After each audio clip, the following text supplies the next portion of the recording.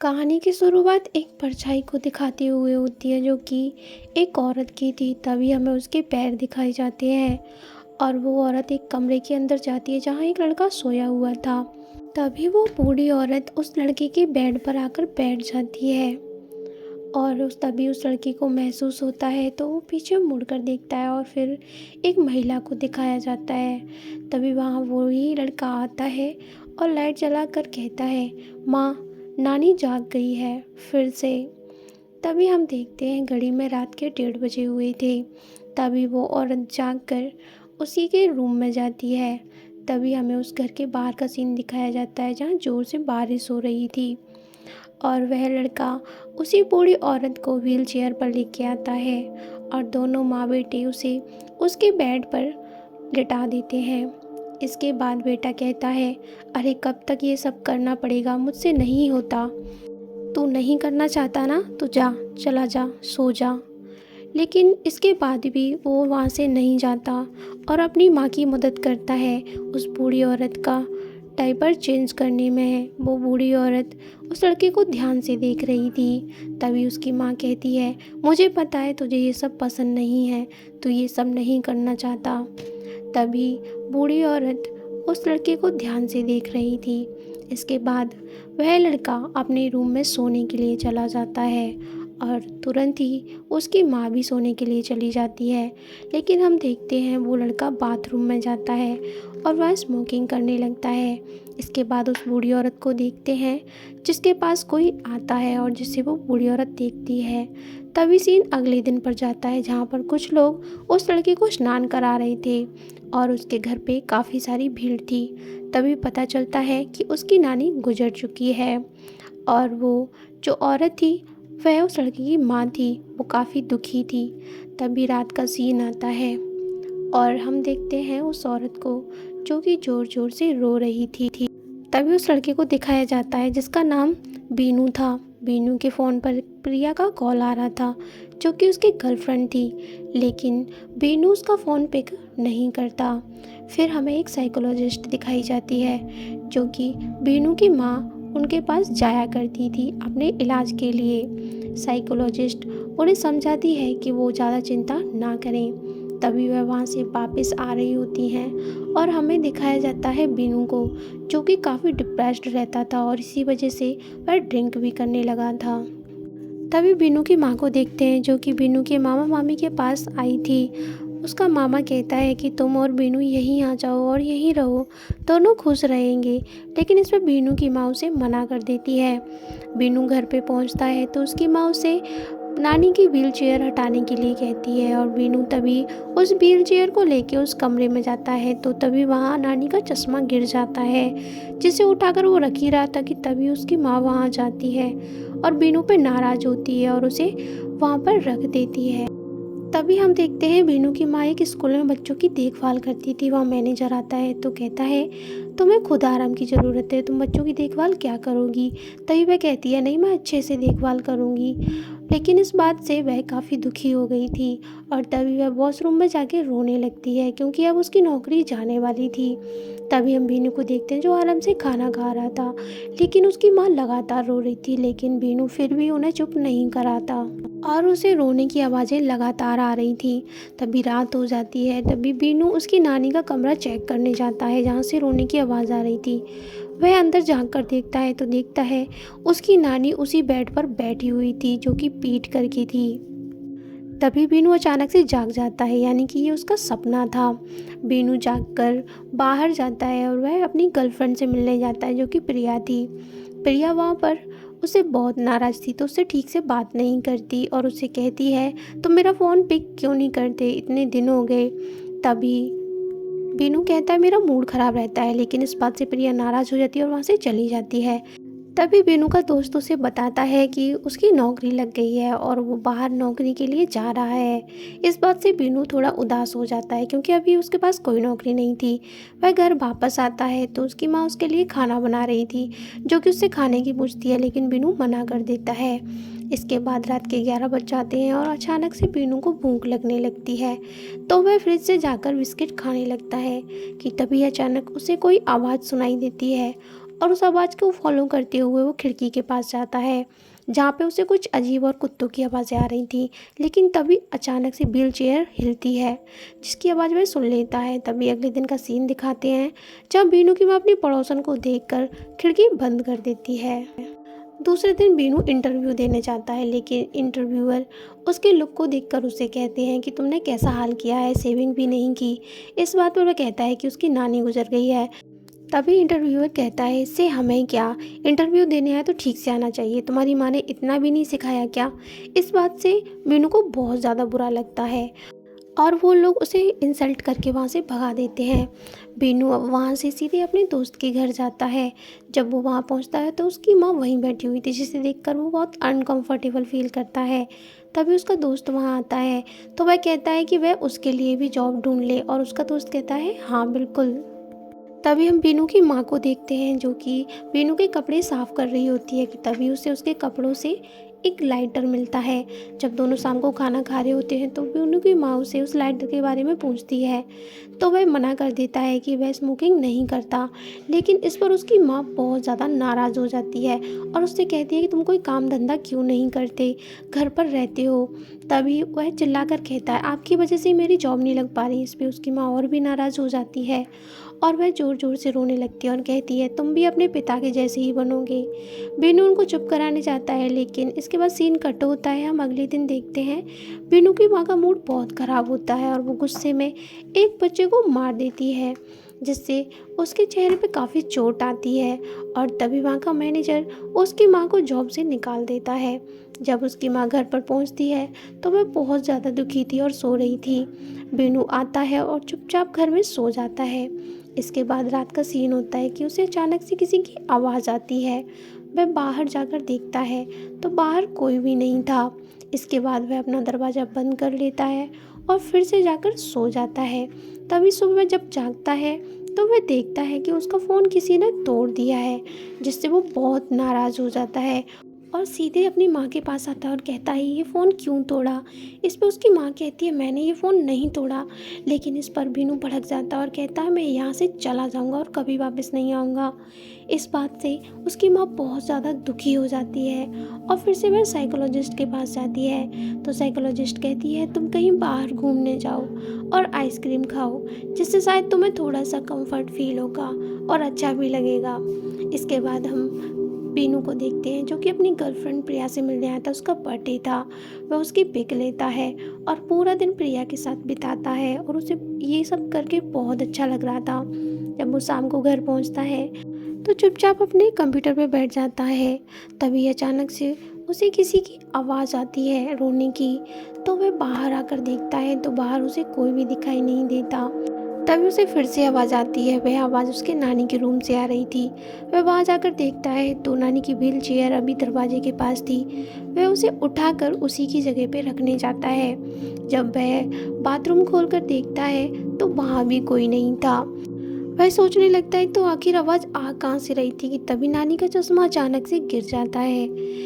उठाकर रख ही रहा होता है कि तभी अचानक से जो रूम का दरवाज़ा होता है वो अचानक से बंद हो जाता है, जिससे बीनू बहुत ज़्यादा घबरा जाता है और वह दरवाजे की तरफ भागता है। वह दरवाजे को खोलने की कोशिश करता है, लेकिन दरवाज़ा नहीं खुल रहा था। वह अपनी माँ को आवाज़ लगाता है, तब भी दरवाज़ा नहीं खुलता। तभी अचानक व्हील चेयर हिलने लगती है, जिससे बीनू और भी ज़्यादा डर जाता है। और तभी अचानक उसे आने लगती है बाथरूम से आवाज़। वह बाथरूम की तरफ देखता है तो दरवाजे के पीछे उसे किसी की परछाई दिखाई देती है। अब बीनू ज़ोर ज़ोर से रो रो कर चिल्ला रहा था, लेकिन उसकी माँ नहीं आती। तभी दूसरे दिन सुबह बीनू का मामा उसकी माँ को फ़ोन कर कर कहता है कि बीनू यहाँ पे है, जल्दी से आ जाओ। ये सब सुन के बीनू की माँ को बिल्कुल भी समझ नहीं आता और वह जल्दी से ऑटो लेकर बीनू के मामा के घर पहुंच जाती है। बीनू वहीं पर था। तभी बीनू का मामा बताता है कि बीनू रात को ही यहाँ आ गया था। वह काफ़ी परेशान लग रहा था। मुझे लगता है उसे साइकोलॉजिस्ट की ज़रूरत है। तभी बीनू का मामा वहाँ पर एक साइकोलॉजिस्ट को बुलाता है, जिसका नाम जॉन होता है। जॉन बीनू के मामा से मिलता है और उसका सारा हाल चाल पूछता है। तभी वह बीनू के पास जाता है तो बीनू से सब कुछ बताता है जो भी उसने देखा, लेकिन वह उसकी बात पर बिलीव नहीं करता और कहता है तुम ड्रिंक करते हो ना। इस पर बीनू थोड़ा सा भड़क जाता है। वह कहता है तुम्हें मुझ पे भरोसा नहीं है क्या, तो चले जाओ यहाँ से। वह बार बार उसे जाने के लिए कहता है। तभी साइकोलॉजिस्ट उसके मामा को कहता है उसको अभी इलाज की ज़रूरत है, मैं फिर से उसे देखूंगा। इसके बाद प्रिया का फ़ोन आता है लेकिन बीनू नहीं उठाता। प्रिया ये सब देखकर बहुत परेशान हो जाती है। तभी हम देखते हैं बीनू और उसकी माँ घर पे टीवी देख रहे होते हैं कि तभी अचानक से बीनू को फिर से आवाज़ आती है। वह अपनी माँ को जगाता है और कहता है देखो आवाज़ें आ रही हैं। उसकी माँ आवाज़ की बातें सुनकर वहाँ देखने जाती है लेकिन वहाँ पर उसे कोई दिखाई नहीं देता, तो वह बीनू को कहती है वहाँ कुछ भी नहीं है। इस पर बीनू भड़क जाता है, तो क्या मैं पागल हूँ, सब लोग मुझसे ऐसे क्यों कर रहे हैं।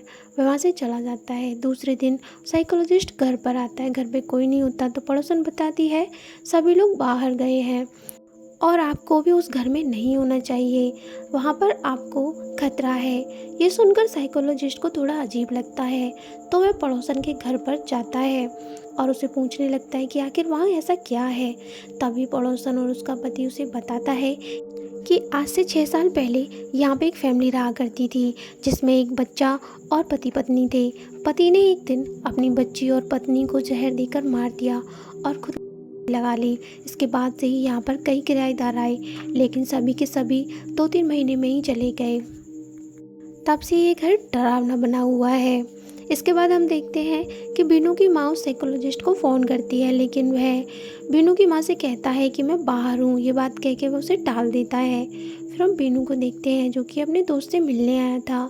वह लोग वहाँ पर पार्टी कर रहे होते हैं तो उसे कुछ पिला देते हैं और डांस वांस करने की कहते हैं। जब बीनू डांस करता है तो उसके हाथ से सारा सामान गिर जाता है। फिर बीनू वॉशरूम जाने की बात करता है। वह अपने दोस्त के घर के अंदर वॉशरूम के लिए जाता है जहाँ जब वो लाइट जला रहा होता है कि तभी उसके हाथ पर कोई हाथ रखता है जिससे वो बहुत ज़्यादा ज़ोर से चिल्लाता है। उसकी आवाज़ सुनकर उसके सारे दोस्त अंदर आते हैं तो देखते हैं उसकी माँ और बीनू दोनों वहाँ थे। वो उसके दोस्त देखते हैं कि बीनू को वहीं पर ही टॉयलेट आ जाता है। शायद वो उसकी माँ से डर गया था, तभी उसके दोस्त उसको ले जाते हैं और संभालते हैं। इसके बाद हम साइकोलॉजिस्ट को देखते हैं जो कि बीनू की माँ के फ़ोन को इग्नोर कर रहा था। तभी उसकी पत्नी समझाती है कि शायद उसे तुम्हारी ज़रूरत हो, परख कर तो देखो कि केस क्या है। ये बात सुनकर अगले ही दिन वह मकान मालिक से मिलने जाता है।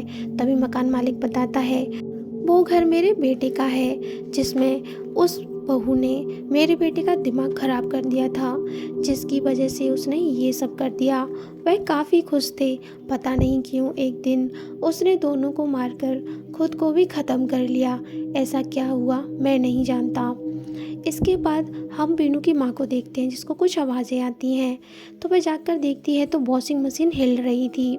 तभी वह उसे बंद कर देती है तो वहाँ बीनू भी आ जाता है। अब दोनों ही लोगों को अजीब सुनाई दे रहा था। तभी हम जॉन को देखते हैं जो कि आनंद के घर पे आया था। आनंद उस घर में किराए पे रह चुका था और उसने भी खुद को ख़त्म करने की कोशिश की थी। ये बात उसकी पत्नी जॉन को बताती है और कहती है इनको उस घर में कुछ अजीब आवाज़ें सुनाई देती थी जिसकी वजह से ये काफ़ी अजीब हरकतें करते थे। इसके बाद हमने वो घर छोड़ दिया। तभी हम बीनू को देखते हैं जो कि अपनी गर्लफ्रेंड को सारी बातें बताता है लेकिन प्रिया उसकी बातों पर भरोसा नहीं करती और उससे कहती है तुम आराम करो, तुम्हें अच्छा लगेगा। तभी बीनू देखता है कि उसकी बातें वो नहीं समझ रही है तो उसे अच्छा नहीं लगता और वहाँ से वो चला जाता है। बीनू अब बहुत ज़्यादा दुखी था और डिप्रेस्ड भी था तो वो उसके कॉल का भी जवाब नहीं देता और वो वहाँ पर एक बार में जाता है जहाँ पर उसका झगड़ा एक व्यक्ति से हो जाता है जिससे वो सारे लोगों से मिलकर पीट देते हैं। तभी उसका मामा उसे घर लाता है। उसकी ऐसी हालत देखकर उसकी माँ बहुत दुखी होती है। उसका माँ कहता है बीनू को हमें पागल खाने भर्ती कराना पड़ेगा। तभी बीनू के मामा के पास जॉन का कॉल आता है और जॉन कहता है कि मेरी बात बीनू से कराओ, लेकिन उसका मामा उससे बात नहीं कराता और कहता है खराबी घर में नहीं, खराबी तो बीनू में ही है। तभी हम देखते हैं बीनू की माँ खाने में जहर मिला देती है क्योंकि वह बीनू को पागल खाने जाते हुए नहीं देखना चाहती थी। वह काफ़ी दुखी थी। इसके बाद वो खाना बीनू के लिए परोस देती है। बीनू वहाँ आता है तो वह अपनी माँ से कहता है, मैं बहुत ज़्यादा परेशान हूँ, कोई मुझे नहीं समझ रहा, आप भी मुझे नहीं समझ रही। तभी उसकी माँ कहती है, तू ऐसा क्यों कहता है, मैं जो भी कर रही हूँ तेरे लिए ही तो कर रही हूँ। ये बातें सुनकर बीनू इमोशनल हो जाता है और वो अपनी माँ को भी संभालता है। उस दिन दोनों बहुत दिनों बाद एक साथ रहते हैं। इसके बाद रात हो जाती है। तभी हम देखते हैं बीनू गिलास में पानी पीता है और उस गिलास को मेज पे रख देता है कि तभी अचानक से अपने आप वो गिलास दूसरी साइड खिसक जाता है, जिससे बीनू डर जाता है। तभी उसकी माँ वहाँ आती है तो उसे भी अजीब अजीब आवाज़ें सुनाई देने लगती हैं। तभी हम देखते हैं कि कमरे से एक आवाज़ आ रही थी, जो कि कोई औरत रो रही थी। वह उसे देख ही रहे होते हैं कि तभी अचानक से उनके पास की कुर्सी ज़ोर से खिसक जाती है और दोनों लोग बहुत ज़्यादा डर जाते हैं और एक कमरे की तरफ भागते हैं और दोनों कमरे का दरवाज़ा लगा लेते हैं। इसके बाद दोनों कमरे के अंदर थे। बाहर से उन्हें डरावनी आवाज़ें सुनाई दे रही थी, जैसे कोई चल रहा हो। तभी अचानक से उनके दरवाजे को कोई खोलने की कोशिश करता है। वहीं कोई बाहर से ज़ोर ज़ोर से दरवाज़ा तोड़ने की कोशिश कर रहा था, जिससे बीनू की माँ बहुत ज़्यादा डरी हुई थी कि तभी अचानक से कोई ज़ोर से दरवाज़ा खोल देता है। तभी बीनू एक मेज़ को अपने हाथ में उठा लेता है अपने बचाव के लिए, लेकिन वहाँ पर कोई भी नहीं था। तभी दोनों धीरे धीरे से बाहर आने की कोशिश करते हैं। जब दोनों बाहर आते हैं तो उन्हें कोई भी दिखाई नहीं देता और वह जल्दी से बाहर के दरवाजे की ओर भागते हैं। वह बाहर जाने की कोशिश करते हैं तो देखते हैं दरवाज़ा लॉक था। तभी बीनू अपनी माँ से कहता है कि चाबी कहाँ है। ये सुनकर बीनू की माँ कहती है, चाबी तो फ्रिज पे रखी है, अब चाबी को लेने कौन जाए। तभी बीनू चाबी लेने के लिए वहाँ जाने की सोचता है।